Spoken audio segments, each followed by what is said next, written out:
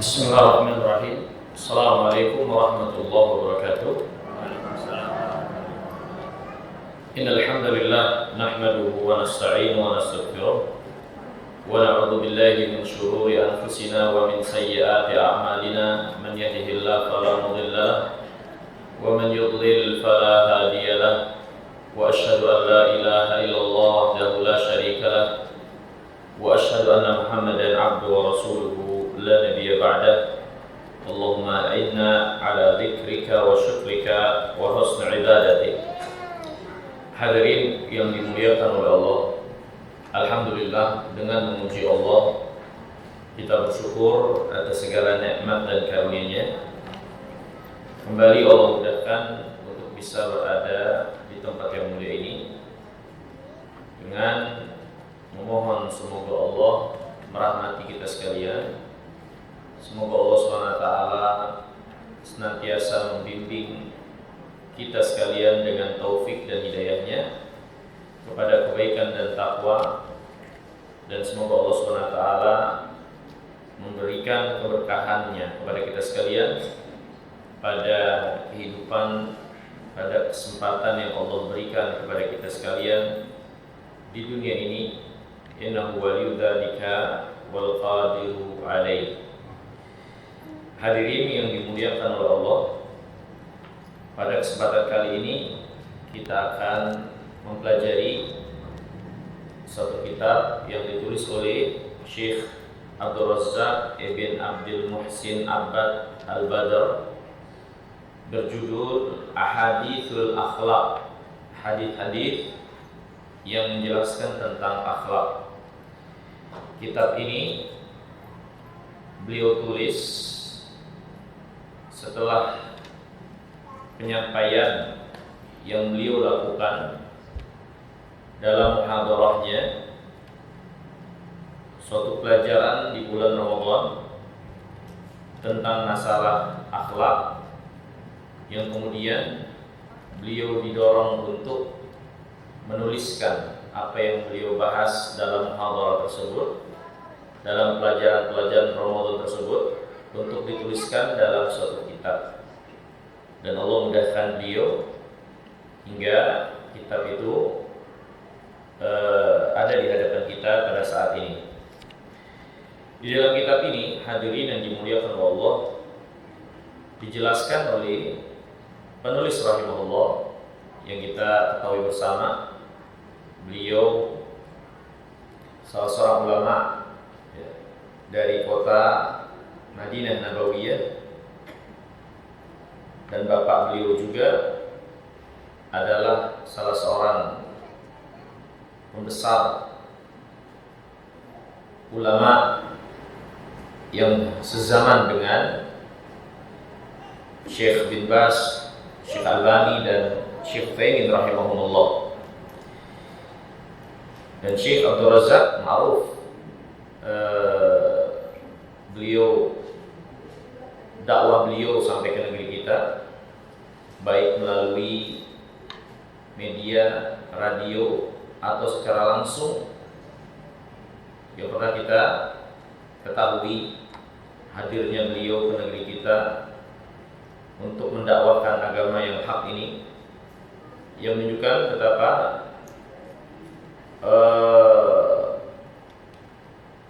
banyaknya kebaikan beliau, insyaallah ta'ala, untuk Islam dan kaum muslimin.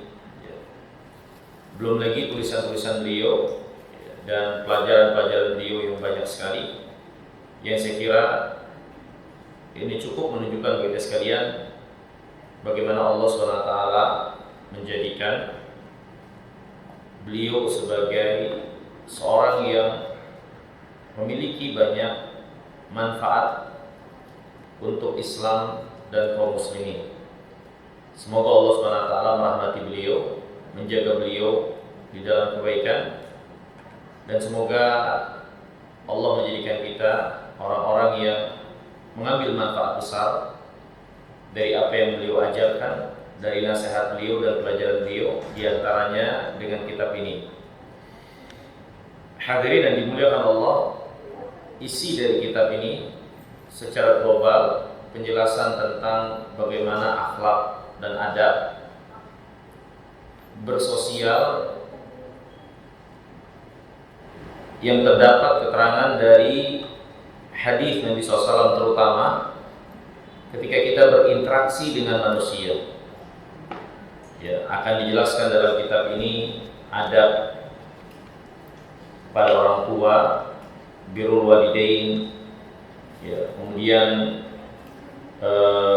lawan dari birrul walidain, durhaka pada orang tua, hadis-hadis yang menjelaskan tentangnya, silaturahim, kemudian berkasih sayang kepada keluarga, hak-hak tetangga, kemudian mengasuh anak yatim, ya, hak para pekerja yang bekerja kepada kita, kemudian shona'il ma'ruf, perbuatan-perbuatan yang ma'ruf, hak persaudaraan dalam Islam, ukhuwah imaniyah, ya, dan lain-lain.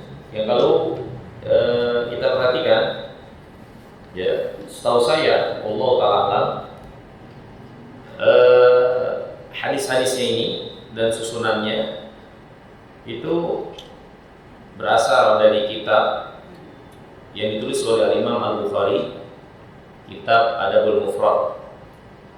Imam Bukhari mengumpulkan hadis-hadis terkait dengan adab yang dimulai dengan adab kepada orang tua dan selanjutnya. Dan nampak susunannya itu mirip, atau memang ini kitab Adabul Mufrad dengan penjelasan Syekh Abdul Razak dengan mengklasifikasikan masing-masing pembahasan sesuai dengan apa yang menjadi tema-tema tersendiri. Ya Allah. Tapi pada akhirnya kitab ini sangat bermanfaat sekali insyaallah taala untuk kita pelajari dan kita amalkan dalam beragama ini, karena di antara bagian penting dalam beragama, dalam berislam ini adalah perilaku, perangai, karakter, akhlak, ya, yang harus menghiasi seorang muslim dalam kehidupannya dengan sebab keislaman dan keimanannya tersebut. Ya. Jadi di antara perkara penting dalam beragama adalah output dari keberagamaan kita berupa karakter, akhlak, perilaku, ya, dengan sebab keislaman dan keimanan ini yang harusnya memberi dampak positif bagi karakter dan akhlak yang baik untuk menghiasi seorang muslim dan muslimah dalam kehidupannya. Maka akhlak ini sangat penting dalam agama kita. Bahkan tidak berlebihan kalau kita katakan 2/3 bagian dari agama ini itu mengatur bagaimana kita bermuamalah, berinteraksi, bersosial dengan manusia, dengan makhluk Allah, dari orang yang terdekat sampai orang kafir sekalipun. Agama ini mengatur, menjelaskan dan menunjukkan bagaimana seharusnya kita memiliki karakter, akhlak kepada makhluk-makhluk Allah SWT, terutama manusia. Ya. Dan sepertiganya lagi, agama ini terkait dengan akidah, keimanan, ya, ibadah yang menjadi hak Allah SWT. Tapi 2/3-nya terkait dengan hubungan interaksi kita dengan manusia. Oleh sebab itu, ini menunjukkan kepada kita sekalian betapa pentingnya masalah ini, betapa pentingnya masalah akhlak, adab, karakter dalam berislam ini. Untuk kita pelajari, ketahui, ya, dari sumbernya, yaitu Alkitab dan Sunnah Nabi yang mulia alaihi wassalam. Sebelum kita masuk pada bagian pembahasan dimulai dari akhlak kepada orang tua, tentang birrul walidain dan yang terkait dengannya. Maka di kesempatan kali ini kita akan bahas muqaddimah yang dijelaskan oleh Syekh Abdul Razak, perkara yang sangat penting tentang akhlak yang mulia itu, sebagai gambaran penjelasan kepada kita sekalian dan motivasi pentingnya akhlak yang mulia, keutamaan dari akhlak yang mulia, pokok dasar akhlak yang mulia. Kemudian yang keempat, bagaimana sikap kita terkait dengan ajaran agama kita yang satu ini, akhlak yang mulia. Ya. Jadi pembahasannya di muqaddimah ini tentang pentingnya akhlak yang mulia, keutamaan dari akhlak yang mulia, pokok dasar akhlak yang mulia itu apa saja. Kemudian yang keempat, terkait dengan bagaimana sikap kita berhadapan dengan ajaran agama kita, akhlak yang mulia ini. Ya, saya kira 4 poin ya dari penjelasan beliau dalam muqaddimah ini untuk kita pahami dengan baik. Pembukaan sebelum kita masuk ke dalam penjelasan rincian tentang akhlak dalam berinteraksi, bersosialisasi dengan makhluk. Hadirin yang dimuliakan oleh Allah SWT. Yang pertama tadi tentang pentingnya akhlak. Tentang pentingnya akhlak, maka beliau menjelaskan dalam kitab ini. Pertama, hadis Nabi yang mulia alaihi salatu wassalam yang diriwayatkan oleh, atau sebelum hadis Nabi, beliau membawakan di sini firman Allah dalam surah Qalam, wa innaka la'ala khuluqin 'azim. Engkau wahai Muhammad berada pada akhlak yang agung. Maka firman Allah ini menunjukkan kepada kita sekalian, Rasulullah SAW, Allah jelaskan keadaan beliau sebagai orang yang menjadi suri teladan kita, Nabi yang terakhir, ya, Nabi akhir zaman, bahwasanya beliau berada pada akhlak yang mulia. Ketika hal ini disebutkan oleh Allah, menunjukkan kepada kita sekalian betapa pentingnya akhlak yang mulia itu, sehingga Allah SWT tampakkan dengan pujian apa yang ada pada diri Rasulullah SAW dari karakter dan akhlak. Ketika kita diperintahkan untuk ittiba kepada beliau, meneladani beliau, dan Allah jelaskan dan puji beliau dengan akhlak beliau, berarti pengikutan kita kepada beliau yang sangat besar diantaranya adalah pengikutan dan meladani dalam akhlak itu sendiri. Ya. Ini menunjukkan betapa pentingnya akhlak itu. Bahkan Nabi yang mulia alaihi wasallam bersabda tentang dirinya, innama bu'ithu liutammima makarimal akhlak. Aku diutus oleh Allah Subhanahu wa taala untuk menyempurnakan akhlak yang mulia. Menunjukkan kepada kita sekalian bahwasannya di antara tujuan dari agama ini adalah menciptakan, membentuk manusia-manusia yang memiliki karakter akhlak yang mulia. Ini di antara tujuan dari diutusnya Rasulullah sallallahu alaihi wasallam. Maka dari firman Allah tadi dan hadis Nabi SAW cukup buat kita menunjukkan kepada kita, cukup menunjukkan kita sekalian betapa pentingnya akhlak yang mulia itu di dalam agama kita. Ya. Hadirin yang dirahmati dan dimuliakan oleh Allah, berkata Syekh Abdul Razak hafizahullah taala, innal khuluqa wal adaba unwanu falahil mar'i wa sa'adatihi fid dunya wal akhirah. wa mastujlibat al-khairatu bimithlil khuluqil fadil wal adabil karim wad dinu kulluhu khuluqun faman zada alaihi fil khuluq zada alaihi faman zada alaika fil khuluq zada alaika fid din. Beliau mengatakan akhlak dan adab itu adalah tanda yang menunjukkan orang itu adalah orang yang bahagia, yang akan mendapatkan kebahagiaan dari Allah di dunia dan di akhirat.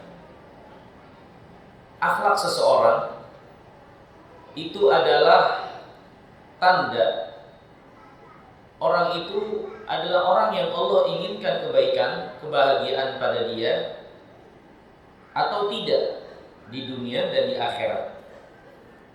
Ya. Dan adab serta akhlak yang mulia ini adalah perkara yang menjadi magnet menarik banyak kebaikan. Di antara magnet yang akan menarik banyak kebaikan pada diri seseorang adalah adab dan akhlak yang mulia. Bakti kepada orang tua, perkara yang ma'ruf. Nanti kita akan dapatkan hadis Nabi SAW. Nabi bersabda, "Sana'iul ma'ruf taqi masari as-su." Perbuatan yang baik akan melindungi seseorang dari kematian yang mengenaskan, dari kecelakaan yang mengenaskan. Ya. Perbuatan-perbuatan baik itu akan melindungi dan menjauhi seorang dari hal-hal yang buruk. Ini sebagai dalil benarnya apa yang dikatakan oleh Syekh Abdul Razak, bahwasanya adab dan akhlak itu magnet yang menarik banyak kebaikan.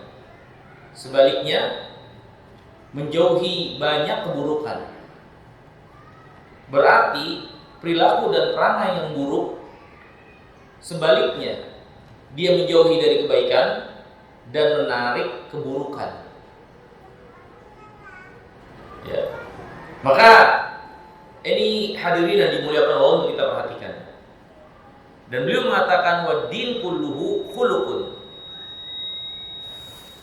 Dan agama ini sejatinya, hakikatnya semuanya itu terkait dengan akhlak, perangai, perilaku. Ya. Maka barang siapa yang bertambah bagus akhlaknya, berarti bertambah baik agamanya. Dibawakan di sini oleh penulis rahimahullah hadis Nabi yang mulia alaihi wasallam. Nabi pernah ditanya tentang apa sih yang paling banyak memasukkan seorang ke dalam surga. Maka Rasulullah SAW menjawab, taqwallah wa husnul khuluq. Takwa kepada Allah dan akhlak yang mulia.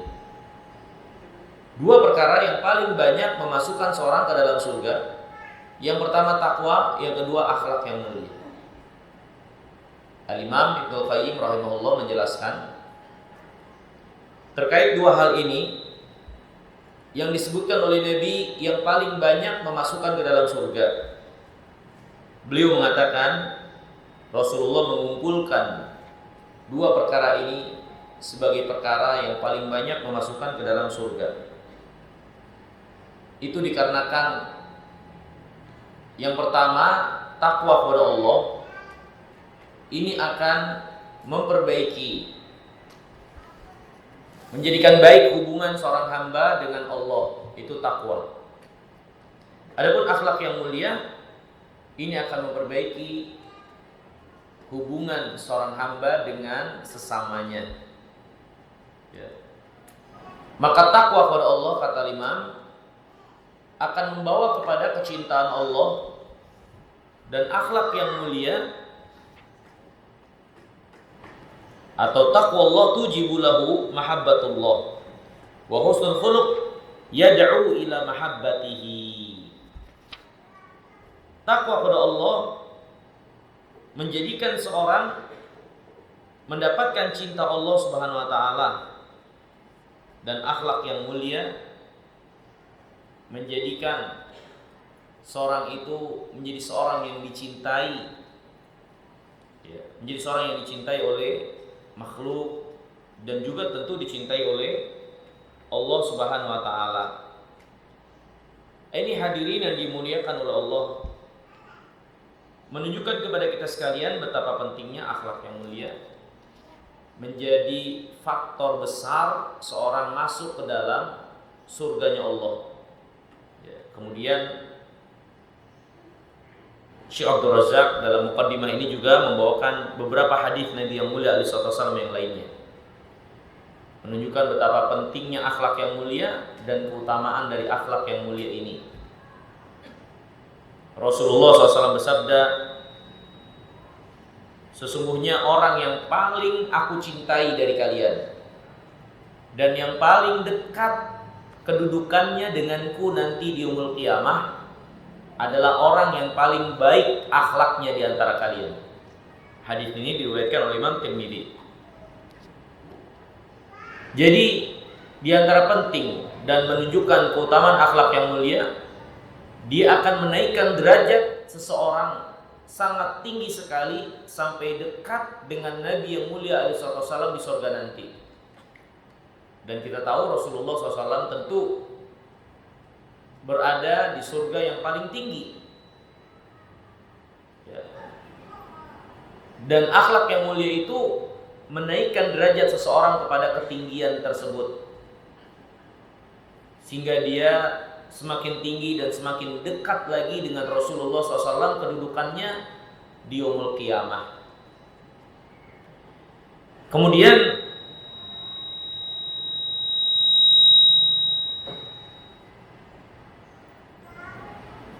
Nabi yang mulia alaihi wasallam juga bersabda dalam hadis yang diriwayatkan Imam Bazzar. Beliau mengatakan, innakum lan tas'aun nas bi amwalikum walakin yas'uhum minkum bastul wajhi wa husnul khuluq. Kalian tidak akan bisa memuaskan manusia dengan harta kalian, tapi kalian bisa memuaskan mereka dengan wajah yang cerah ketika bertemu muka dengannya, dan juga yang kedua dengan akhlak yang mulia. Hadis yang mulia ini memberikan pelajaran buat kita sekalian, bagaimana harta itu, betapapun kita miliki banyak, tidak bisa pada akhirnya untuk menjadikan manusia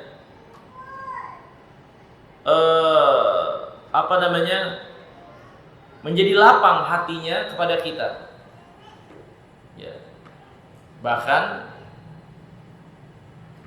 bisa jadi itu malah menjadi celah harta tersebut. Mereka hasad, mereka iri, dan kejelekan-kejelekan yang lainnya. Akan tetapi Rasulullah SAW menjelaskan kepada kita sekalian bagaimana wajah yang menyamankan hati yang melihatnya, kemudian akhlak yang mulia, itulah yang akhirnya membuat manusia bisa lapang dan luas ketika berhadapan dengan kita. Dan ini hadirin yang dimuliakan Allah, perkara yang sejatinya mudah dan ringan tentu bagi orang yang diberikan taufik oleh Allah Subhanahu wa taala. Ketika seorang memiliki hal ini, maka insya Allah penerimaan manusia kepadanya, kelapangan hati manusia untuk menerimanya akan terbuka. Ini pelajaran bagi kita sekalian, ya. terutama kita yang sudah ngaji sunnah, untuk memperhatikan keadaan diri kita dari raut wajah dan perilaku perangai, terutama ketika kita bertemu berhadapan dengan manusia, kaum muslimin secara umum, yang di zaman kita banyak kesamaran dalam melihat, memandang dan menilai tentang agama yang mulia ini, tentang sunnah Nabi yang mulia alaihi salatu wassalam. Ketika kita membawakan diri sebagai laki-laki yang sudah mengaji, menampakkan atribut keagamaan yang dia pakai yang sesuai syariat, sebagai seorang muslimah yang memakai pakaian syar'i. Tapi kalau itu tidak dibarengi dengan kebaikan perilaku dan perangai, kita dapatkan di masyarakat justru menambah parah pandangan buruk mereka yang mereka dapatkan dari opini-opini sesat tentang orang-orang yang belajar sunnah ini. Ya. Dan Nabi SAW sesungguhnya telah memberikan petunjuk bagi kita sekalian bagaimana kita bisa untuk membuka hati mereka, melapangkan hati mereka dengan apa yang ada pada kita ini, yaitu dengan wajah yang melegakan hati dan akhlak yang mulia, Maka ini pelajaran besar dari Rasulullah SAW. Kalian tidak akan meluaskan manusia dengan harta kalian, karena mereka akan senantiasa butuh, tamak kepada harta, dan tidak ada cukupnya. Bahkan itu bisa membawa kepada mereka hal-hal yang jelek dan buruk. Tapi kalian bisa meluaskan mereka dengan wajah kalian yang baik ketika menemui mereka dan akhlak kalian yang mulia. Kalau saja ini kita amalkan ketika kita bersosial masyarakat, insya Allah sedikit banyaknya memberi dampak positif penerimaan dan penilaian manusia tentang dakwah yang hak ini. Kemudian hadirin yang dirahmati dan dimuliakan oleh Allah, beliau membawakan dalam mukaddimah ini hadis-hadis Nabi SAW, bagaimana Nabi SAW mengajarkan kita untuk berdoa meminta akhlak yang mulia. Ada doa-doa yang diajarkan oleh Rasulullah untuk kita meminta kepada Allah akhlak yang mulia. Di antaranya adalah doa Allahumma ahsanta khalqi fahassin khuluqi. Ya Allah, Engkau telah baguskan rupaku, maka baguskanlah juga perangaiku, akhlakku. Nabi SAW bersabda, Allahumma inni a'udzubika min munkaratil akhlak wal a'mal wal ahwa. Ya Allah, aku berlindung kepadamu dari akhlak yang mungkar, yang jelek, dari hawa nafsu dan amal-amal yang buruk. Jadi bukan hanya sekedar kita diajarkan Rasulullah meminta akhlak yang mulia, tapi juga kita diajarkan untuk berlindung dari akhlak yang buruk. Karena diri ini, sebagaimana yang dikatakan oleh Nabi Yusuf, wala ubarri'un nafsi innan nafsa la'ammaratun bisu. Aku tidak menganggap suci diriku ini, karena sesungguhnya setiap diri cenderung dan condong kepada kejelekan. Jadi masing-masing kita punya potensi jelek. Masing-masing kita punya potensi jelek dari perilaku, perangai, akhlak. Maka Nabi SAW mengajarkan kepada kita sekalian untuk berlindung kepada Allah dari keburukan diri ini. Untuk apa yang ada pada diri ini dari potensi-potensi keburukan. Selain kita meminta kebaikan, kita juga diajarkan untuk memohon perlindungan dari kejelekan. Di antaranya dalam perkara akhlak ini. Nah, hadirin yang dimuliakan oleh Allah, maksud Syekh Abdul Razak menjelaskan tentang Rasulullah yang mengajarkan kepada kita meminta akhlak yang mulia, minta perlindungan dari akhlak yang buruk. Beliau menjelaskan kepada kita sekalian, ya, bahwasanya pada akhirnya akhlak itu seperti rezeki. Akhlak itu seperti rezeki. Bagaimana rezeki Allah anugerahkan kepada seseorang, maka rezeki itu akhirnya sampai pada seseorang itu dengan dua hal. Yang pertama, dengan kesungguhan orang tersebut dalam tawakal, kembali kepada Allah, ya, bersandar hanya kepada Allah. Itu yang pertama. Kemudian yang kedua, usaha dia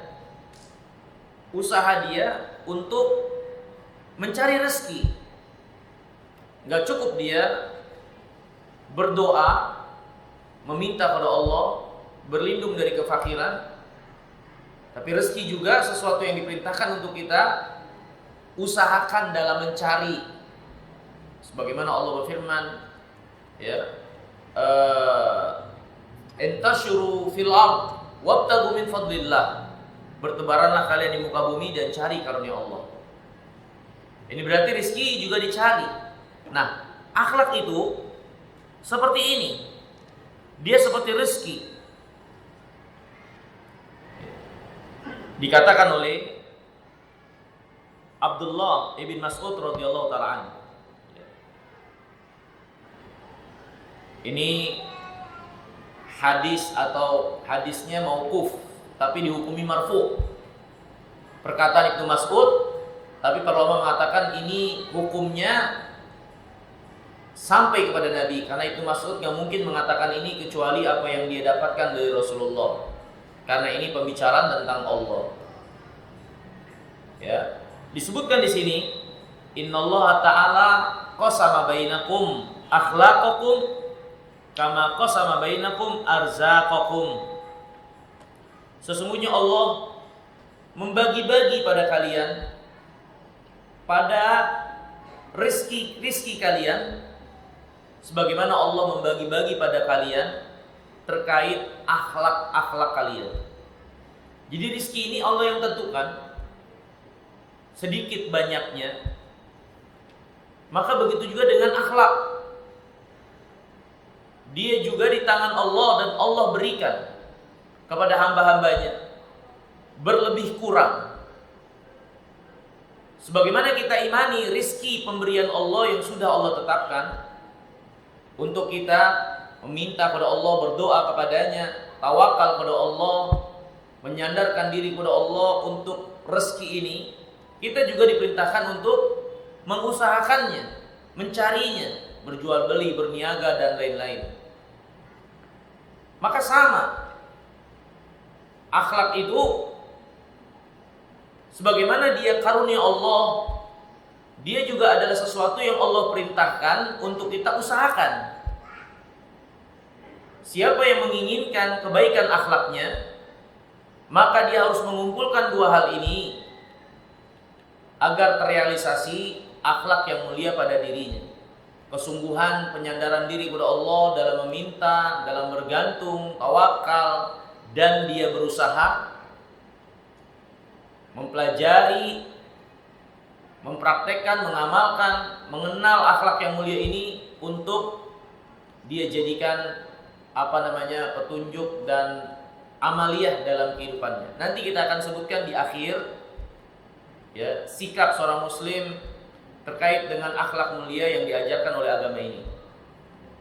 Tapi pada akhirnya akhlak itu dijelaskan juga oleh Syekh Shalih Al-Utsaimin terbagi menjadi dua. Ada yang sifatnya anugerah Allah, tanpa usaha berarti dari seorang hamba. Yang kedua, akhlak itu akhlak yang diusahakan. Ya, akhlak yang diusahakan oleh seorang hamba. Semuanya anugerah Allah, tapi ada akhlak dia menjadi anugerah Allah dengan sebab. Itu sebab usaha seorang hamba, kesungguhan dia untuk akhlak yang mulia ini dia miliki dan dia amalkan.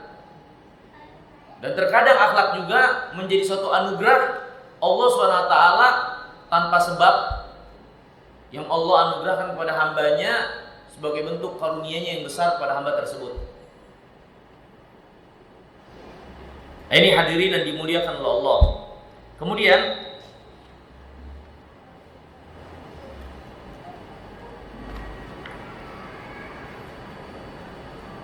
beliau rahimahullah juga menjelaskan di sini masih terkait dengan keutamaan akhlak yang mulia. Selain tadi ya, akhlak yang mulia menjadikan seorang tinggi derajatnya di sisi Allah Subhanahu wa taala di yaumul qiyamah nanti, dekat dengan Nabi. Akhlak yang mulia dapat membuka hati manusia dan melapangkan hati mereka. Kemudian akhlak yang mulia juga adalah amal saleh yang berat timbangannya di yaumul qiyamah. Amal saleh yang berat ditimbang nanti di yaumul qiyamah. Perilaku, perangai, akhlak menjadi satu amaliyah yang akan ditimbang nanti di yaumul qiyamah. Maka kalau seperti itu, hadirin yang dimuliakan Allah, atas kita sekalian semua untuk benar-benar hati-hati, penuh dengan perhitungan dalam gerak-gerik kita, tindak tanduk kita, karena semuanya akan ditimbang. Ketika dia adalah akhlak yang mulia, maka diharapkan menjadi pemberat yang sangat berat di timbangan kebaikan nanti di yaumul qiyamah. Maka jaga diri, perilaku, perangai, dan akhlak itu. Karena semua apa yang kita amalkan ini dihitung oleh Allah Subhanahu wa taala. Ya. Kemudian yang berikutnya di antara keutamaan akhlak yang mulia ini, akhlak yang mulia pada akhirnya dia sejalan dengan iman. Ketinggian akhlak seseorang ini menunjukkan ketinggian keimanan yang ada pada dirinya. Rasulullah SAW bersabda, akmalul mu'minina imanan ahsanuhum khuluqan. Orang beriman yang paling sempurna imannya adalah yang paling tinggi yang paling baik akhlaknya. Orang beriman yang paling sempurna imannya adalah yang paling baik akhlaknya. Terutama akhlak kepada orang yang paling dekat, yang tahu kita luar dalam, yang menjadi pendamping perjalanan hidup, di mana kita nggak akan mungkin lagi berbasa-basi, nggak akan bisa lagi untuk berpura-pura, dan nggak ada yang ditutup-tutupi atau yang tertutup, yaitu pasangan kita, suami atau istri kita. Ketika seorang berada pada akhlak yang mulia, berinteraksi dengan suaminya, berinteraksi dengan istrinya, maka ini menunjukkan kesempurnaan daripada keimanannya. Ya. Dan orang-orang ini, suami atau istri kita, adalah orang yang kita nggak bisa menutupi diri kita, baik buruknya. Kita terbuka di hadapan mereka. Kita nggak berbasa-basi lagi kepada mereka, pendamping hidup yang mengetahui apa yang menjadi keseharian kita, kebiasaan kita setiap harinya. Maka siapa yang ingin belajar akhlak yang mulia, hendaknya dia perhatikan bagaimana keadaan dirinya kepada orang terdekatnya. Kalau dia nggak bisa menjadi orang yang baik akhlaknya kepada orang yang terdekat, kepada orang yang jauh dia lebih nggak bisa lagi. Karena tolak ukur akhlak baik seseorang ketika baik akhlaknya kepada orang terdekatnya, dalam hal ini khususnya adalah pasangan dia, suami atau istrinya. Kemudian hadirin yang dirahmati dan dimuliakan oleh Allah Subhanahu wa taala,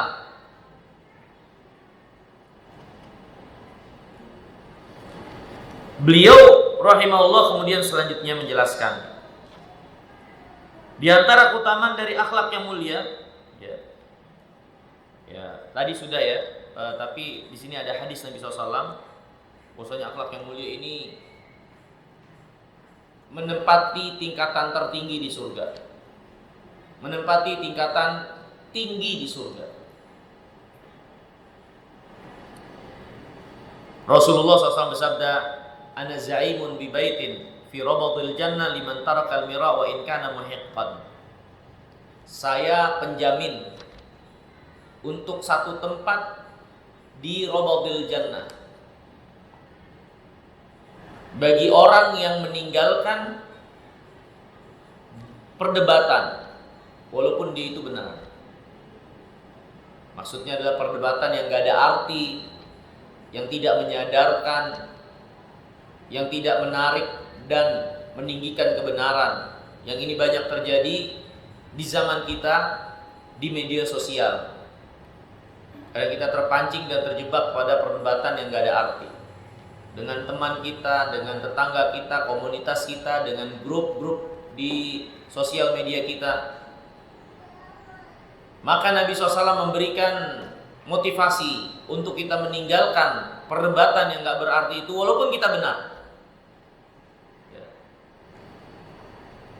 Di antara contoh juga perdebatan yang gak berarti ini, perdebatan kita dengan pasangan kita.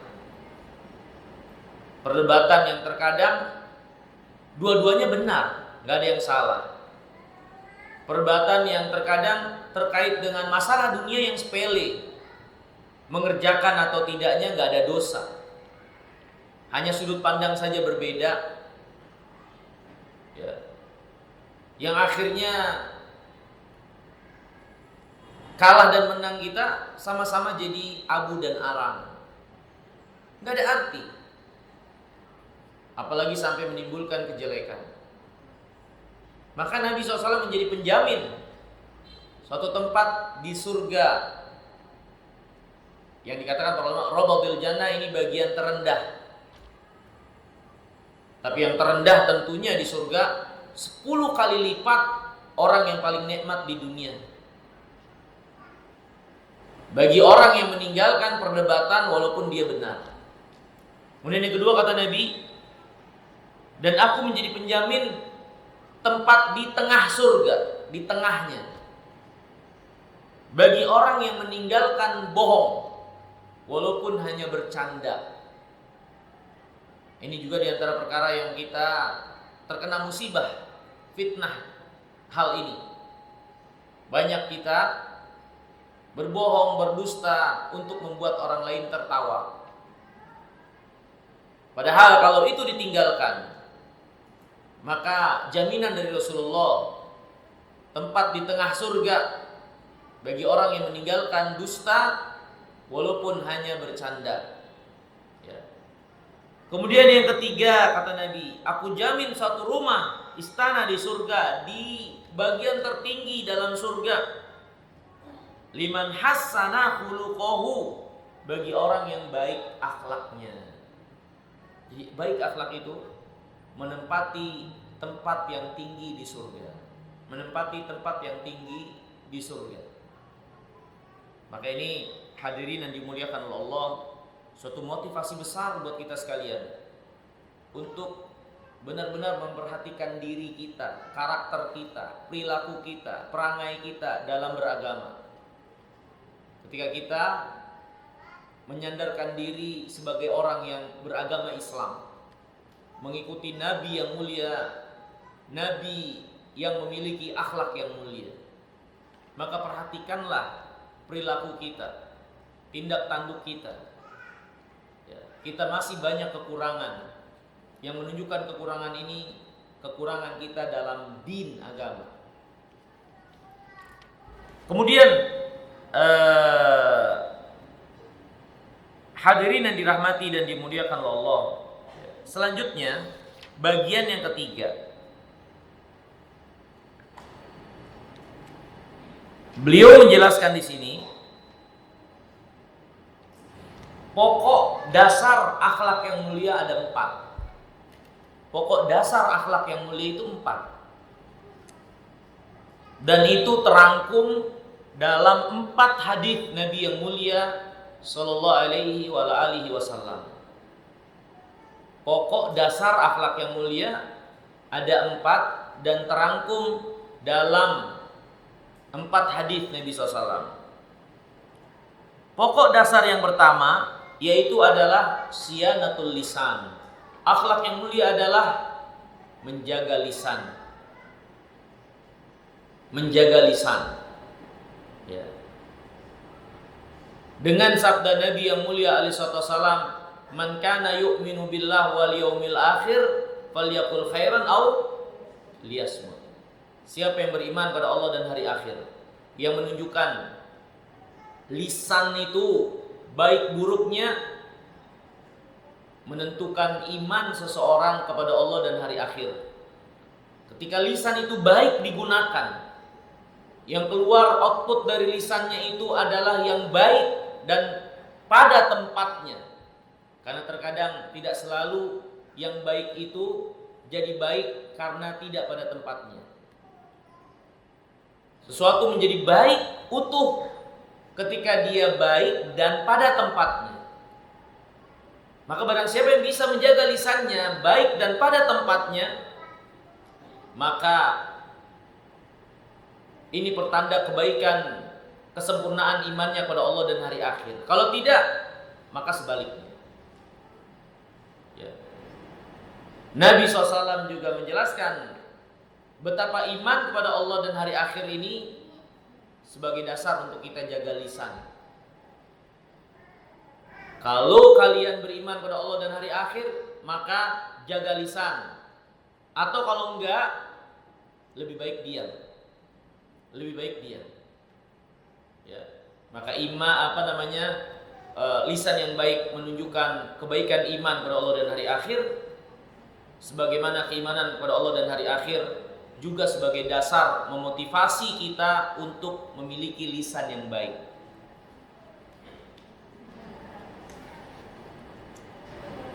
Nah, hadirin yang dimuliakan Allah, Syekh Abdul Razak juga menjelaskan apa yang keluar dari lisan kita. Apa yang keluar dari lisan kita? Ya. Kita diajarkan untuk akal ini mendahului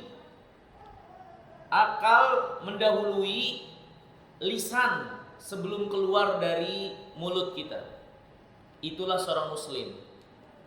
Akalnya di depan sebelum lisannya keluar. Artinya sebelum dia mengeluarkan kata-kata itu, dia pikir dulu. Ya. Dan apa yang keluar dari lisan tidak keluar dari 3 keadaan. Yang akan keluar dari lisan tidak keluar dari 3 keadaan. Yang pertama adalah sesuatu yang jelas dia adalah kebaikan.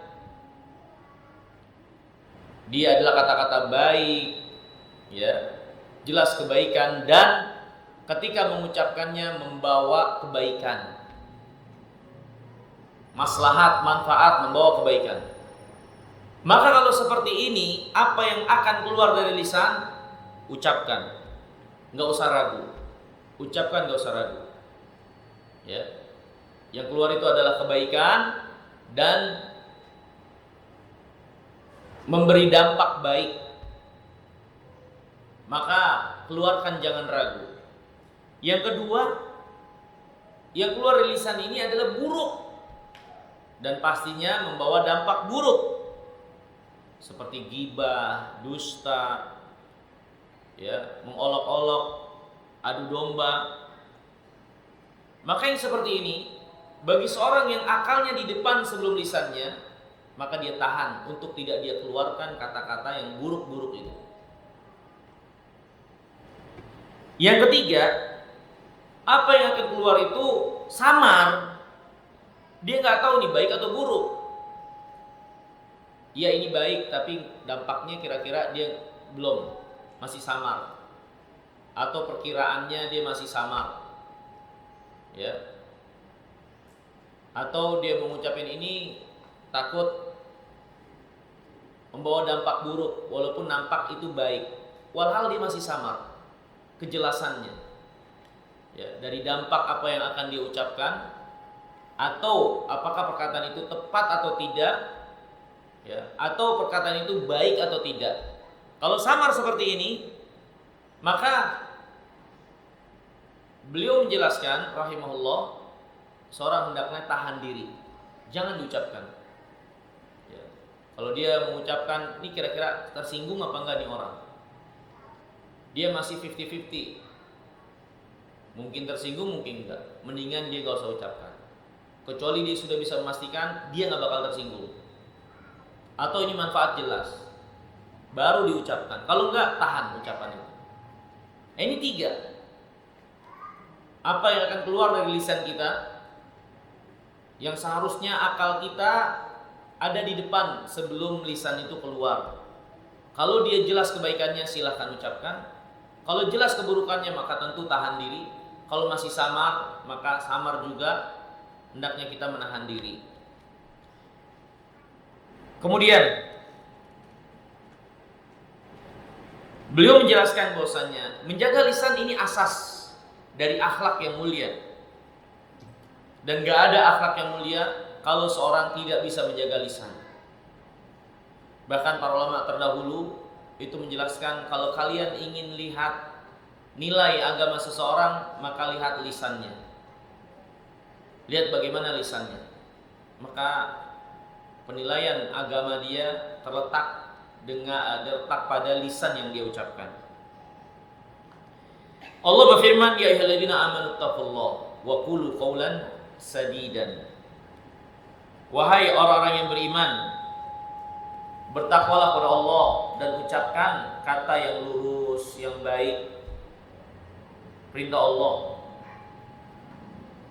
Allah berfirman, wa qul lil ladzina amanu yaqulul lati hiya ahsan.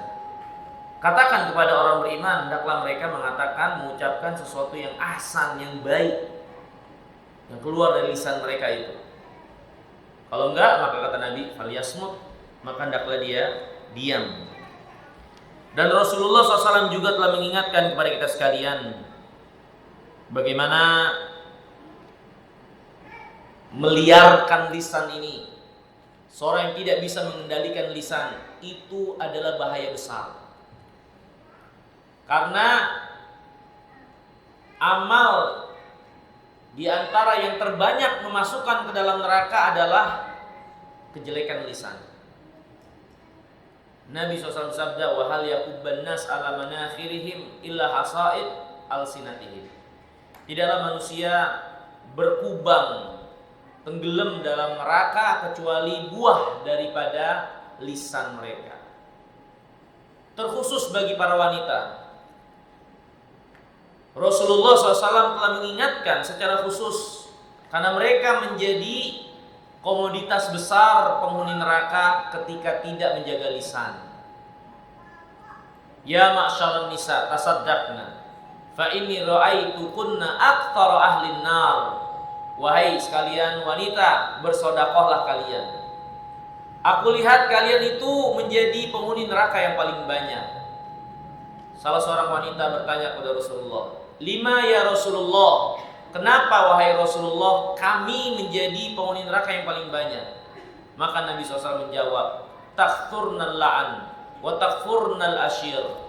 Kalian itu banyak sumpah serapah, banyak melaknat, dan kalian mengingkari kebaikan yang banyak kalian dapatkan dari suami-suami kalian.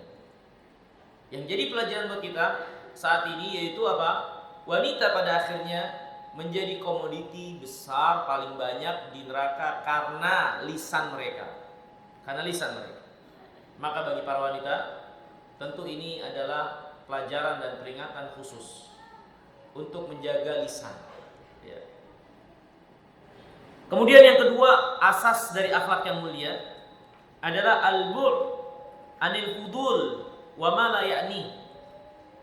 Menjauhi sesuatu yang berlebihan dan apa-apa yang bukan menjadi kepentingan kita. Sesuatu yang bukan menjadi kepentingan kita. Kita tidak dibebani untuk itu. Ya. Maka jauhi. Tinggalkan. Karena berkecimpung masuk ke dalam pusaran perkara yang bukan tanggung jawab kita, kita gak miliki kepentingan di dalamnya, maka ini akan membinasakan. Ini akan membinasakan. Membinasakan dari sisi pertama, kita ngebebanin diri yang kita belum tentu bisa bertanggung jawab kepada Allah. Ya. Yang kedua, kita ketika turut campur kepada yang bukan menjadi kepentingan dan urusan kita, banyak kita malah menjadikan urusan itu semakin ruwet dan kusut. Syekh Shalih Munajjid pernah dalam ceramahnya beliau menjelaskan, beliau meneliti atau bertanya di Saudi ya. Beliau bertanya atau meneliti di pengadilan agama, pengadilan perceraian di negerinya. Apa sih sebab banyaknya terjadi perceraian? Maka beliau dijelaskan di antara sebab yang paling banyak terjadi perceraian adalah adanya orang ketiga dalam rumah tangga yang ikut mengomentari rumah tangga yang ada. Ya. Yang seharusnya pasangan suami istri itu lebih tahu tentang keadaan mereka untuk tidak membocorkan dan keluar permasalahan itu untuk mereka bicarakan. Tapi kalau sudah mengikut sertakan orang ketiga, khususnya orang ketiga itu bukan orang yang menginginkan kebaikan untuk mereka, bukan ahli ilmu yang ingin memperbaiki, tapi orang-orang bodoh, orang jahil, orang yang hanya ingin kita curhatkan dan tumpahkan permasalahan kita kepada dia, berbagi cerita rumah tangga kita, maka biasanya mereka memberi pesan-pesan, masukan-masukan yang menyesatkan, yang membuat kita malah jadi bercerai dengan istri, bercerai dengan suami. Itu di sana, saya nggak tahu di sini. Tapi banyak kejadian realita masyarakat. Ketika rumah tangga terjadi permasalahan, terus salah satunya bercerita kepada orang ketiga tentang rumah tangganya, cerita kepada orang yang tidak berkompeten untuk diceritakan, hanya sekedar ingin curhat dan menumpahkan isi hati, biasanya permasalahan itu semakin keruh. Ya. Apalagi yang dia ceritakan itu adalah orang yang jahil. Ini diantara bentuk sikap berlebihan atau masuk ke dalam hal yang bukan menjadi kepentingan kita. Kalau kita menjadi orang ketiga itu, tahan, jangan mau. Apalagi kita gak berkompeten. Ada teman kita mau ceritain rumah tangganya ke kita, tahan dulu deh. Nanti kita malah ikut emosi. Apalagi kita seorang wanita, dia ceritain suaminya, oh suami saya kenapa ya begini. Langsung kita kebawa emosi, iya emang laki kayak gitu. Suami saya lebih parah lagi, malah ceritain suaminya. Laki kayak gitu mah harusnya kita giniin. Dia malah bersekongkol. Makin ruwet urusan. Ya. Jadi para ibu terutama nih, para bapak juga, hal-hal yang bukan menjadi kepentingan kita. Gak ada pentingnya juga kita masuk ke situ. Kita gak berkompeten, kita gak berwenang. Mendingan gak usah tahu dah. Dan gak usah ikut ke dalam pusaran. Ya. Urusan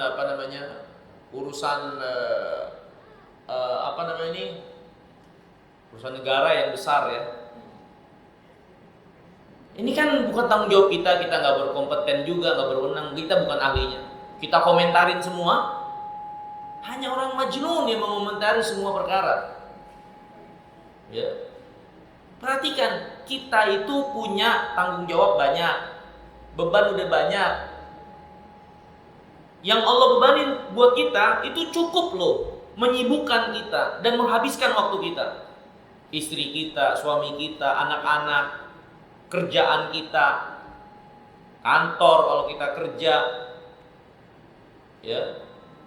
Kalau kita benar-benar fokus terhadap semua itu, udah cukup waktu itu habis. Capek kita. Ngapain kita tambah ingin tahu urusan rumah tangga orang lain? Kita buka televisi, ingin dengar rumah tangga orang lain yang lagi cerai, yang lagi retak, yang lagi di pengadilan. Yang akhirnya kita kebawa emosi.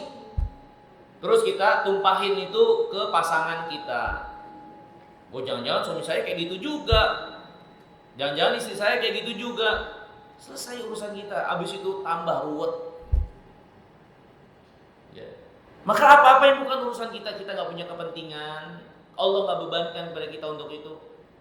Lebih utama kita gak tahu dan gak ikut campur. Ringan beban kita. Hidup tenang.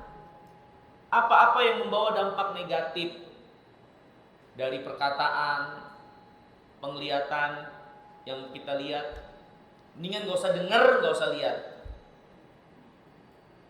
Ya. Karena terkadang ketika kita tahu, kita gak bisa sabar untuk menyikapinya. Contoh misalnya, suami kita punya urusan kerja. Ya. Kadang-kadang seorang istri pengen tahu ngerjain apa sih. Tadi kasih tahu, udah dikasih tahu dia nggak bisa terima. Kok begini, kok begitu?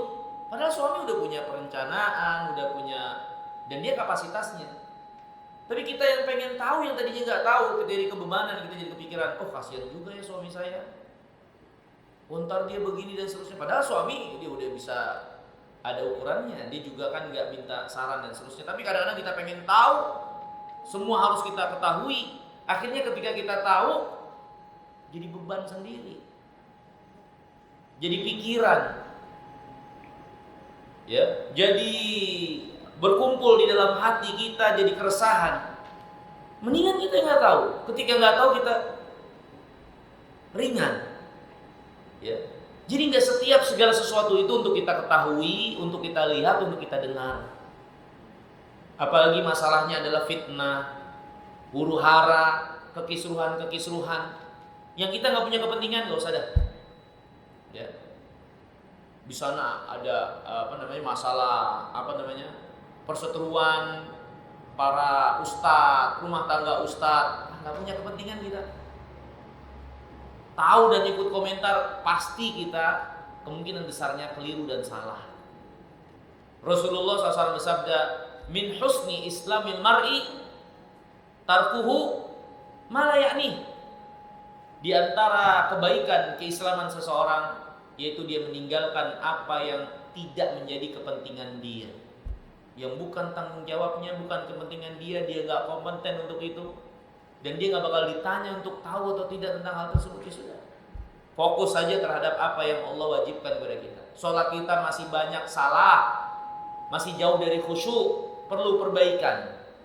Anak-anak kita masih perlu banyak untuk kita perhatikan, kita bimbing, kita didik. Banyak buku yang belum kita baca, Quran kita gak khatam-khatam. Ngapain kita ngurusin apa-apa yang tidak menjadi beban kita? Akhirnya berat sendiri. Dan seorang kalau terbebani dengan beban melampaui kemampuannya, rusak dia nanti karakternya. Rusak karakternya, rusak akhlaknya. Ya. Kemudian yang ketiga,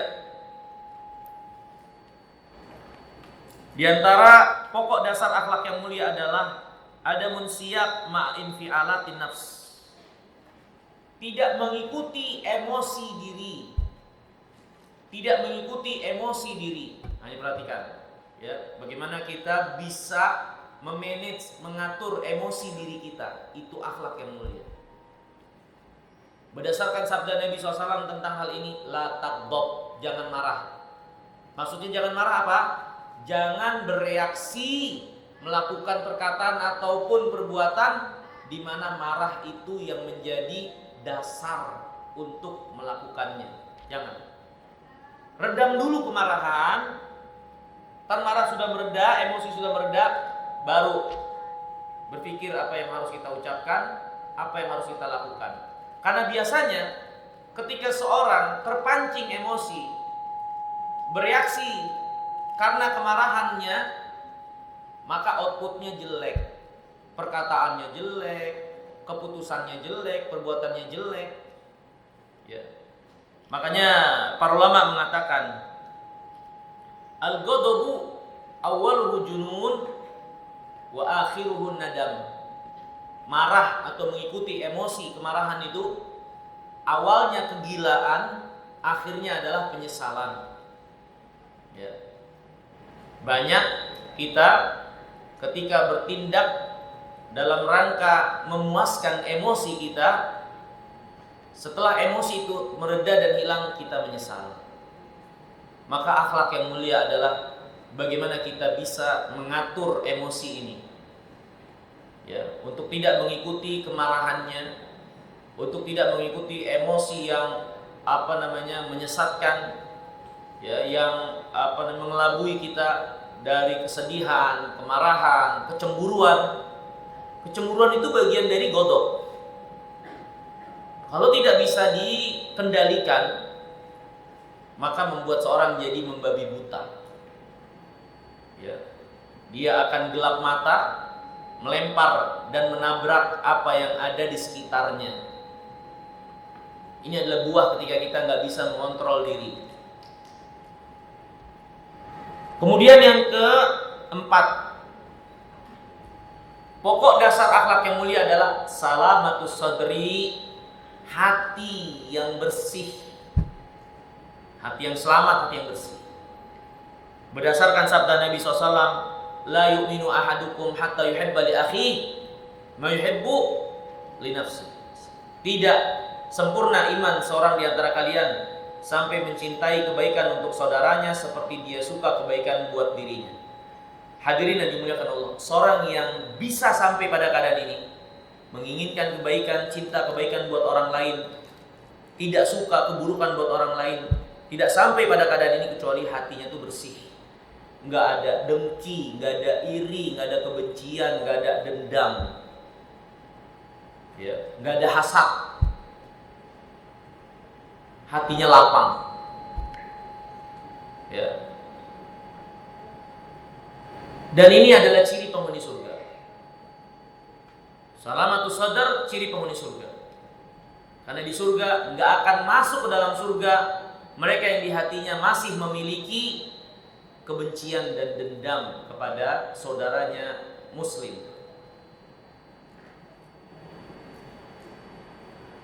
Apalagi hanya sekedar masalah duniawiyah. Apalagi hanya sekedar masalah duniawiyah. Ya. Dan ini perlu kita perhatikan juga nih, untuk kita ingatkan. Ya.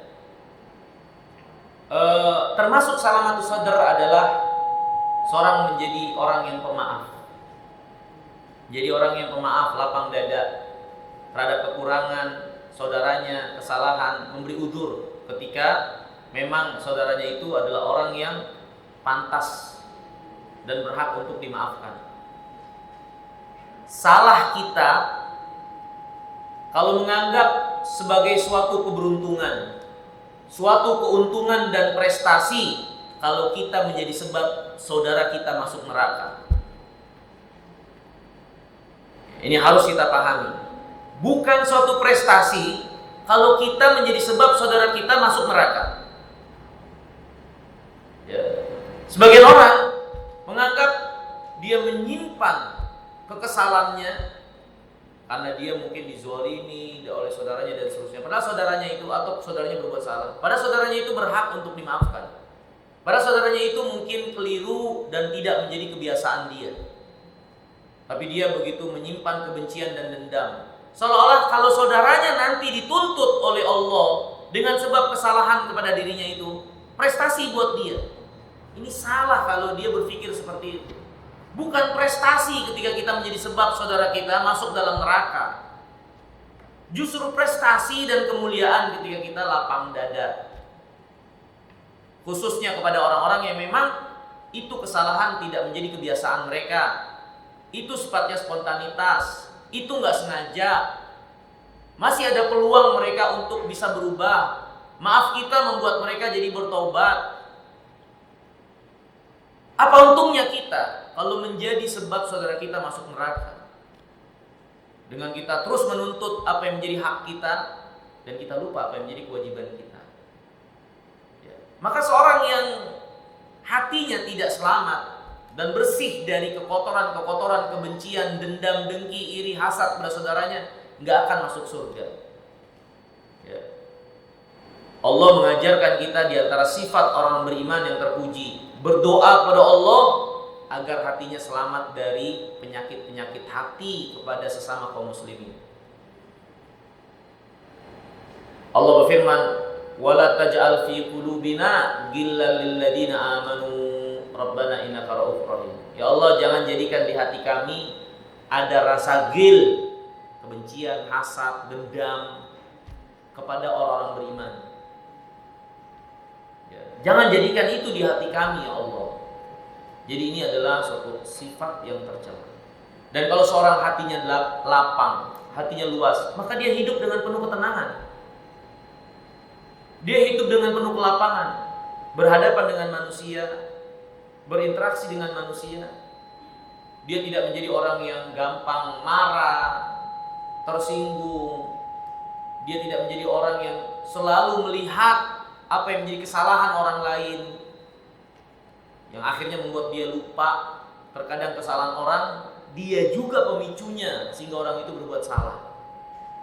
Kalau dia punya lapang hati, dia akan lebih memperhatikan bagaimana memperbaiki dirinya sehingga Allah memperbaiki hubungannya dengan makhluk, sehingga Allah menjadikan orang-orang yang berhadapan dengan dia adalah orang-orang yang baik karena dia memperbaiki diri dan hubungannya kepada Allah ketika dia lapang hati. Ya. Maka ini diantara keutamaan dari salamatus sadar. Walhasil hadirin yang dimuliakan Allah, ini 4 yang dijelaskan oleh penulis berdasarkan hadis Nabi SAW, pokok daripada akhlak yang mulia. Kemudian terakhir selanjutnya, sikap seorang muslim terkait dengan akhlak yang mulia yang diajarkan oleh agama ini.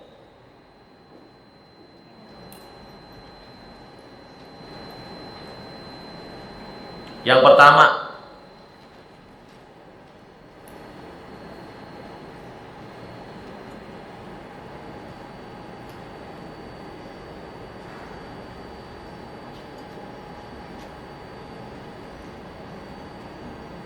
yaitu bersungguh-sungguh niat untuk memperbaiki akhlak.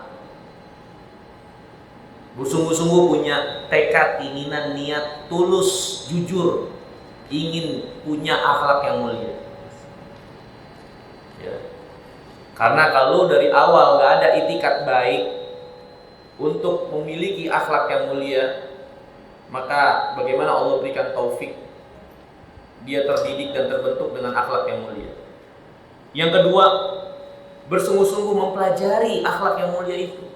Karena banyak yang menurut pandangan kita akhlak yang mulia bukan menurut syariat. Belajar akhlak yang mulia itu dari sumber yang benar, pencipta kita Allah SWT, yaitu dari Al-Quran, dari hadis Nabi Muhammad SAW yang sahih. Sehingga kita nggak salah menilai dan nggak salah melihat ini sebagai satu kebaikan atau tidak. Dan banyak bagian dari akhlak itu rincian-rincian yang nggak disadari oleh kita. Ya, kita tahu bakti sama orang tua itu baik, tapi rincian bagaimana baktinya banyak kita nggak tahu. Ada anak ingin bakti sama orang tua, karena saking ingin baktinya dan membahagiakan, orang tuanya minta beli khamar, dia kasih. Karena buat dia yang penting orang tua saya bahagia. Maksudnya adalah banyak rincian dari akhlak itu yang kita nggak tahu. Sebetulnya itu bukan. Banyak rincian yang kita nggak tahu sebetulnya itu akhlak yang mulia. Maksudnya, maka kita harus bersungguh-sungguh belajar agar kita bisa menempatkan dengan baik dan tahu apa itu akhlak yang mulia dengan benar. Kemudian yang ketiga, bersungguh-sungguh untuk berusaha mempraktekkan, mengamalkan. Ya.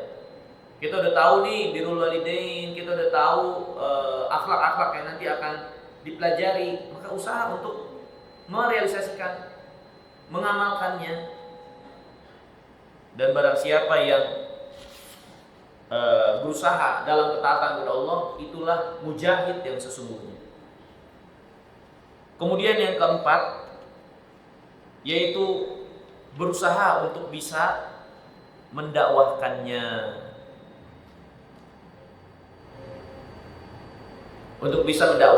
mengajarkannya, memberitahukan terutama kepada orang-orang yang di bawah tanggung jawab kita, istri kita, anak-anak, kasih tahu. Jangan segan. Kadang orang tua segan ngajarin anak untuk berbuat baik, bakti kepada orang tua. Karena merasa kalau saya ajarin dia berarti saya seolah-olah kayak pengen kebaikan dari dia. Enggak. Orang tua harus ngajarin anaknya bakti sama orang tua, bakti sama dia orang tuanya. Ajarin. Ya, ibu jangan ngomporin anak untuk durhaka sama bapaknya karena bapaknya mungkin kurang tanggung jawab. Sang bapak juga jangan ngomporin si anak ketika terjadi permasalahan, si ibu tuh yang duluan. Ya. Jangan tanamkan kebencian kepada anak, tanamkan kebencian pada diri anak kepada orang tuanya. Justru diajarin, itu bapak kamu bakti sama dia. Si bapak ajarin tuh ibu kamu bakti sama dia. Saling bersinergi. Berusaha untuk kita mendakwahkan, mengajarkan. Ya, karena ketika kita lakukan itu, Allah akan mudahkan kita berada pada akhlak tersebut. Karena al-jaza min jinsil amal, balasan sesuai dengan jenis amal. Ketika kita beramal satu kebaikan, Allah akan balas sesuai dengan apa yang menjadi amal kita tersebut. Kita ajarkan kebaikan, semoga kita Allah mudahkan untuk kebaikan tersebut. Yang terakhir yaitu bersungguh-sungguh meminta pertolongan, berdoa kepada Allah, meminta akhlak yang mulia dan berlindung dari akhlak yang buruk. Sungguh-sungguh minta sama Allah, karena pada akhirnya semua itu gak bisa kita lakukan. Niat, belajar, mempraktekkan, mendakwahkan, kecuali apa? Kecuali Allah tolong kita, kecuali Allah mudahkan buat kita. Maka pada akhirnya Allah lah, ya, kepadanya kita kembali, kepadanya kita serahkan segala urusan, kepadanya kita bersandar, meminta pertolongan untuk setiap kebaikan, meminta perlindungan dari setiap kejelekan. Wallahu ta'ala alam bisawab. Mungkin ini yang bisa kita pelajari di kesempatan pagi hari yang mulia ini, ya. Mohon maaf mungkin kalau agak sedikit panjang, ya. Itu sudah kita berusaha untuk ringkas. Insyaallah di kesempatan yang Allah mudahkan buat kita akan sambung lagi.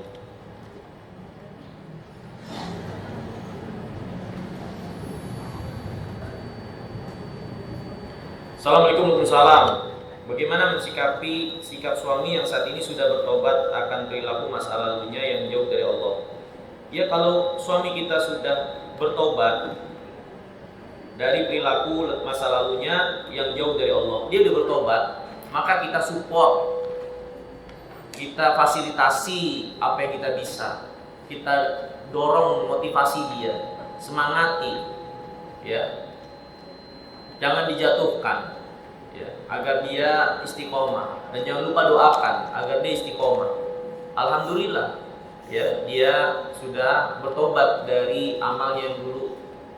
Ya, kita bersyukur kepada Allah SWT, dan dengan syukur kita semoga Allah menambah taufik kepada suami, ya, seperti itu. Jadi dukung dia, terus doakan dia dalam kebaikan, dan jadi sebab menghantarkan dia, memudahkan dalam kebaikan, seperti itu.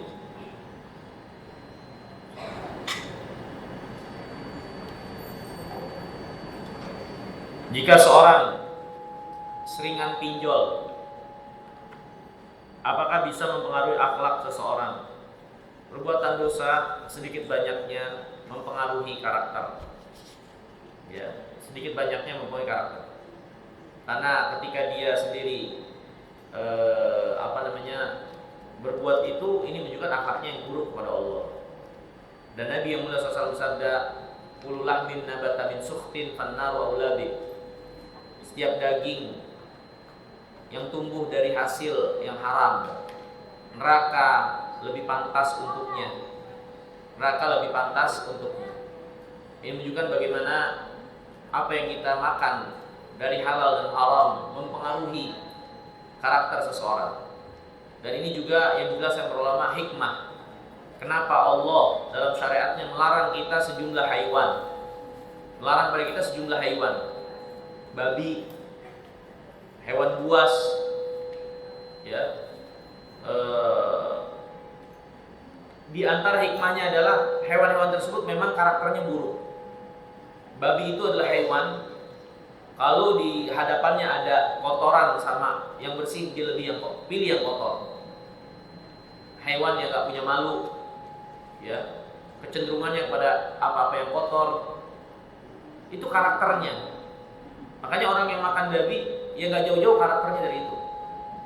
Hewan buas, pemangsa, ya, keadaan dia sebagai dengan kebuasan dan pemangsa ini sudah cukup kalau dia karakternya buruk. Dan dagingnya juga umumnya keras, ya. Apa yang dimakan oleh seseorang itu dapat mempengaruhi karakter dia. Makanya apa yang kita makan dari yang halal dan haram itu juga mempengaruhi karakter. Apabila kita menasihati dengan kata-kata yang baik, tapi orang yang kita nasihati menolak, tidak terima, ya nggak apa-apa. Ya, jangan bebankan di pundak kita nasihat harus diterima, karena itu bukan milik kita. Akhirnya orang itu terima nasihat, jadi baik atau tidak, Allah yang tetapkan. Allah yang tetapkan. Tugas kita hanyalah menyampaikan. Jangan bebankan ke pundak kita yang bukan menjadi bagian kita. Sehingga kalau kita nasihat nggak diterima, ya sudah. Ketika kita kecewa, justru itu menunjukkan kekurangan keikhlasan kita. Karena berarti kita ngajak dia kepada diri kita, bukan kepada Allah. Ya. Dikhawatirkan seperti itu. Jadi nggak usah kecewa berlebihan. Kecewa sebagai manusia, untuk kebenaran ditolak boleh, benar. Tapi kecewa karena perkataan kita ditolak, berarti kita itu marah karena diri kita, bukan karena Allah. Dan jangan bebankan di pundak kita keberhasilan, karena itu bukan bagian kita. Ya. Sikap terhadap orang yang suka kepo, ini menunjukkan orang kepo jelek, karena kita harus bersiap-siap menghadapi orang yang kayak gitu. Pengen tahu aja, padahal bukan urusannya. Orang kan risih, nggak setiap hal bisa kita ceritain. Gak setiap hal kita bisa berbagi. Kadang ada orang yang pengen tahu aja, ya, dan dia nggak bisa kontrol dirinya untuk itu. Padahal kalaupun dia tahu, dia nggak beri solusi, bahkan lebih banyak malah menambah keruh. Sikap kita terhadap orang kayak gitu gimana? Ya sudah, nggak usah kita layanin, biarin aja. Itu amalan dia, ya, keadaan dia. Kita sabar. Kalau kita bisa kasih tahu, masukan sama dia, mohon maaf, ini bukan ranah umum untuk saya bisa kasih tahu semua, ya. Atau kita alihkan pembicaraan, ya, tanpa sadar dan tanpa menyakiti hatinya. Sikap orang yang suka mencela, baik di depan, buruk di belakang. Ini muka dua. Siapa yang dua muka di dunia, nanti di yaumul qiyamah Allah jadikan dia bermuka dua. Ya. Bagaimana mensikapi orang tersebut? Kita menghukumi saja dia menurut apa yang menjadi lahiriah yang kita tahu, yang kita lihat. Ya. Kalau kita tahu dia punya karakter kayak gini, hati-hati berarti. Jangan ngomong sembarangan. Ngomong baik saja nanti bisa outputnya jelek. Maka harus hati-hati. Gak semua untuk kita bisa ceritakan, jelaskan, tunjukkan sama orang tersebut. Ya, karena orang seperti ini berbahaya. Ya. Dan kita hukumi saja dia menurut apa yang nampak lagi dia. Kalau dia menampakkan kebaikan, ya sudah baik. Tapi kalau kita tahu karakter dia kayak gitu, maka kita jaga diri.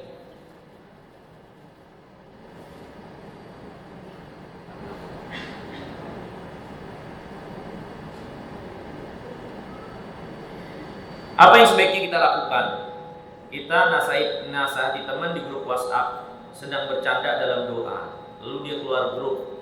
Saya sudah minta maaf pribadi, tapi kita jadi merasa gak enak sama teman-teman yang lain karena dia keluar grup.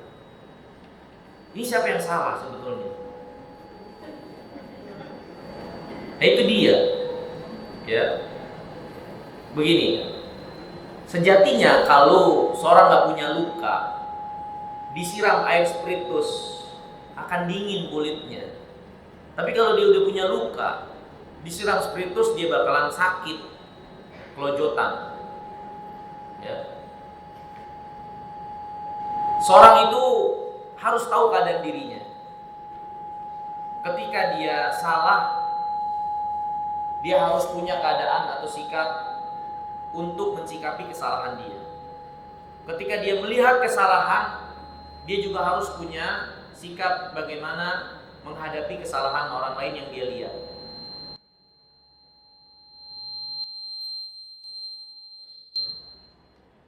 Bukan sikap yang baik ketika seorang menempatkan dirinya menolak kebenaran, merasa risih ketika diingatkan.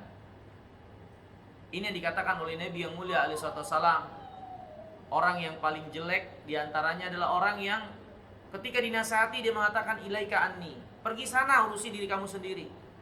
Dia nggak terima, ya. Padahal harusnya dia terima kalau memang dia salah. Maka jangan jadi orang yang seperti itu. Kemudian yang kedua, ketika kita menjadi orang yang melihat kesalahan, maka sebelum kita mengingkari kesalahan tersebut, harusnya kita perhitungkan dulu. Apakah kita ketika mengingkari saat itu juga menimbulkan kejelekan yang lebih jelek atau tidak?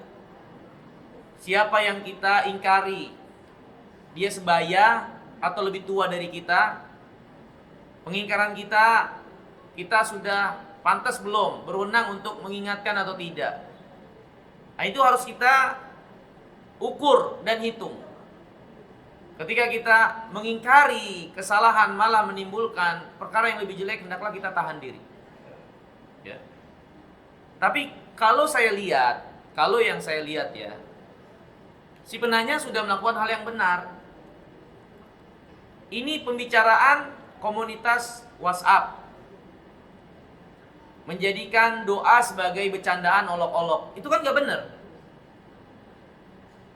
Yang terpengaruh dan melihat bukan hanya 1-2 orang, tapi kan penghuni grup. Maka ingatkan di grup, itu sudah tepat. Kalau dia kecewa, itu urusan dia, karena dia yang salah. Kesalahan yang dilakukan terang-terangan, di antara bentuk pengingkarannya agar tidak mempengaruhi orang banyak, maka diingatkan juga di tempat yang sama dari terang-terangan itu. Akan tetapi kalau dia mau untuk mengingatkan dulu secara pribadi sebelum di grup secara terang-terangan itu, tentu itu lebih baik lagi dan gak ada masalah. Tapi kalau dia langsung seperti ini, saya kira gak ada masalah. Karena ini yang bermasalah adalah orang tersebut yang dia tidak mengerti keadaan diri. Kalau diingatkan harusnya gak seperti itu. Dan kesalahan yang dilakukan juga adalah kesalahan yang dilakukan terang-terangan di grup. Toh kita juga tidak mengeluarkan perkataan grup itu ke grup lain, enggak. Tapi kita ingatkan di grup yang sama. Kalau dia yang seperti itu, bukan kita yang masalah, dia yang masalah. Ya begitulah manusia. Bagaimana sikap saya tiba-tiba di WA dengan adik ipar? Saya dibicarakan, katanya saya membicarakan diri adik ipar, tidak mengurus suaminya, adik kandungnya.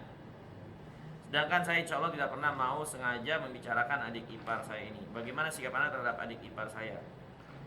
Sikap saya tiba-tiba di WA dengan adik ipar.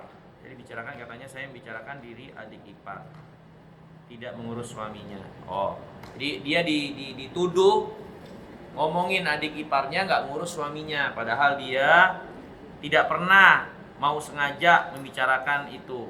Tapi dia membicarakan nggak sengaja. Kalau sengaja berarti ada pembicaraan, walaupun dia nggak sengaja.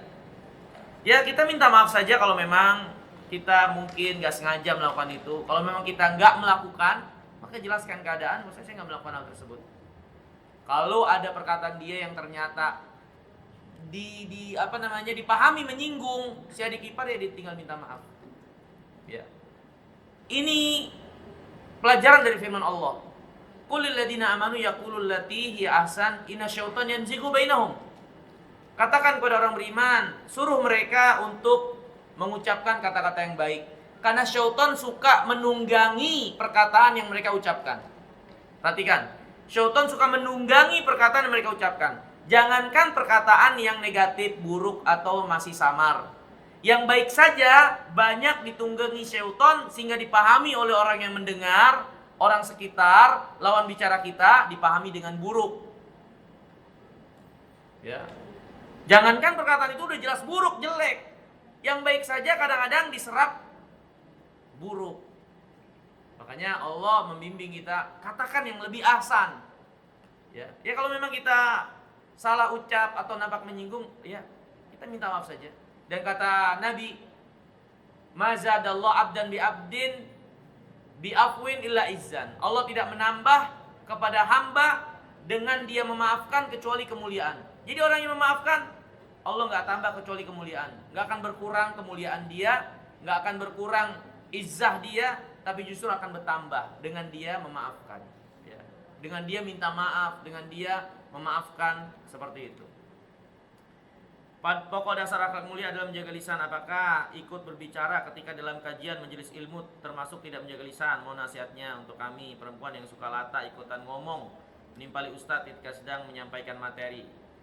Ya mungkin kalau ibu-ibu saya masih wajari ya, karena ibu-ibu tuh susah mengendalikan diri. Ya. Artinya ya kita sama-sama mengingatkan saja. Ya, ustadz lagi ngomong kadang-kadang ikutan latah, ikut ngomong menimpali. Ya. Kita belum bisa kendalikan diri. Ya berlatih saja. Berlatih untuk itu. Ya. Sampai bisa. Ya, kadang-kadang reaksi karena berarti dia menyimak.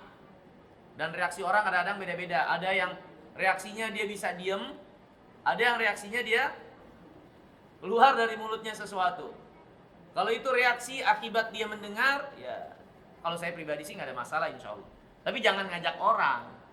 Kalau ngajak orang lain ngobrol, nanti orang yang reaksinya berbeda, nanti dia malah konsentrasinya hilang. Ya saya masih berbaik sangka itu mungkin reaksi dia karena memperhatikan. Ya, walaupun reaksi itu harusnya diatur jangan sampai mengganggu orang lain. Bagaimana sebaiknya kita memberi saran jika ada pasangan suami istri yang suaminya sudah tidak memberi nafkah dan kasar atau main tangan? Mohon penjelasannya. Kita siapa posisinya? Jadi Bapak Ibu sekalian, jangan terjebak dengan permasalahan rumah tangga orang. Kadang yang sampai kepada kita adalah dari satu pihak.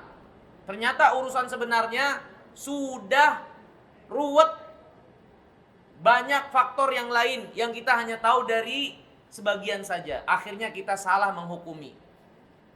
Ya benar, ini ada keadaan di mana suaminya nggak kasih nafkah, itu salah. Tapi terkadang kesalahan itu adalah rentetan dari hal-hal sebelumnya yang ada terjadi pada diri mereka. Sehingga kita jangan mudah terjebak pada permasalahan rumah tangga orang.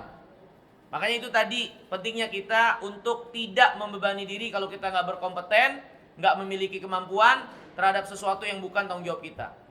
Karena terkadang kita nggak tahu benang merahnya, kita hanya tahu sebagian dari permasalahan. Nanti ketika kita menyarankan, menghukumi, kita jadi salah karena kita keliru dalam pemasukan data ya kepada kita. Jadi kalau dalam hal ini ya kita nasihati saja secara umum kalau kita mau yang baik-baik. Ya udah kamu sabar, ya minta sama Allah hakmu. Ya kalau memang suami seperti itu ya coba cari orang yang bisa membuat islah, menasihati, dia cukup. Tapi kalau kita sampai mengomentari, oh emang suami kayak begitu mah harusnya dicerain saja, minta cerai, jangan. Karena urusan kita nggak tahu benang merahnya dari mana, ya. Dan terkadang ya, ketika kita didatangi oleh orang-orang yang minta nasihat, terus kita salah, kita disalahin loh. Padahal tadinya kita tidak mau kecuali kebaikan.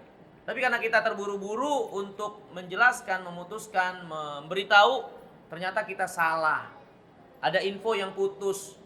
Terusnya ketika urusan makin kacau, kita yang dipersalahkan. Ya, ini jangan sampai seperti itu. Kita nggak ingin maksud buruk, tapi ketika kita salah tempat, kita jadi terjebak dalam kejelekan. Bagaimana cara kita menjaga lisan dalam kehidupan sehari-hari? Tadi, akal kita, pikiran kita harus di depan sebelum lisan kita. Ya, kalau mau bicara, maka pikirin dulu. Penyakit-penyakit lisan apa saja yang sering diucapkan oleh orang pada umumnya? Banyak. Ada buku judulnya Hasaidul Alsun.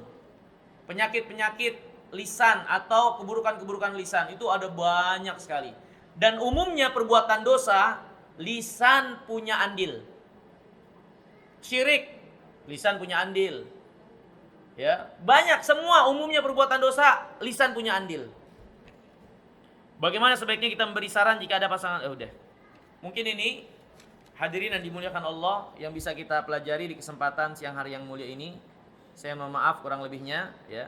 Semoga yang sedikit ini bermanfaat, ya. Semoga Allah SWT memudahkan kita memiliki akhlak yang mulia, ya. Semoga Allah SWT membimbing kita untuk menjadi pribadi-pribadi yang memiliki akhlak yang mulia, dan semoga Allah mengumpulkan kita dengan Nabi kita yang mulia alaihi wassalam sebagai pemilik akhlak yang mulia, dan semoga Allah SWT menjauhkan kita dari segala kejelekan dan keburukan di dunia dan di akhirat. Innahu waliyudzalika wal qadiru alaih. Wa sallallahu nabiyina Muhammadin wa ala alihi wasallam. Wa akhiru da'wana anil hamdulillahi rabbil alamin. Wassalamualaikum warahmatullahi wabarakatuh.